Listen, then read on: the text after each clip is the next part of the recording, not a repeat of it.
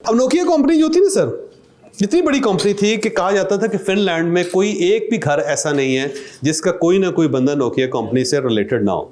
पूरे मुल्क की इकॉनमी चला रही थी, इतनी बड़ी कंपनी थी। अब उन्होंने चेंज को रेजिस्ट किया।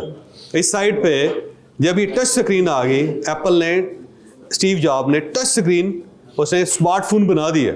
नोकिया कहता था हमारा साइज इतना बड़ा है कि ये खिलौना है, इसके ऊपर सिर्फ गेम्स खेली जा सकती हैं, वीडियो गेम्स खेली जा सकती है, मोबाइल है ही नहीं, ये चलेगा ही नहीं। ये क्या बात हुई कि उसके ऊपर टच स्क्रीन है, हाथ लग गया बंदे का तो अम्मा जी के साथ कॉल मिल गई, यार ये बकवास है। जबकि फ़ोन तो वो होता है जिसके अंदर बटन लगे हों सारे, जिसको प्रॉपर आप तफसील से पहले बटन दबाएं, फिर उसके बाद स्क्रीन पे देखें कि नंबर ठीक है, फिर उसको क्लिक करें, फिर क्लिक करके वो आगे करके बेल आए हैं। तो ये कल्चर ही नया ले है और इस कल्चर से कोई आदमी नहीं चल सकेगा। तो उन्होंने रेजिस्ट किया, नोकिया का नाम ही खत्म हो गया पूरी दुनिया।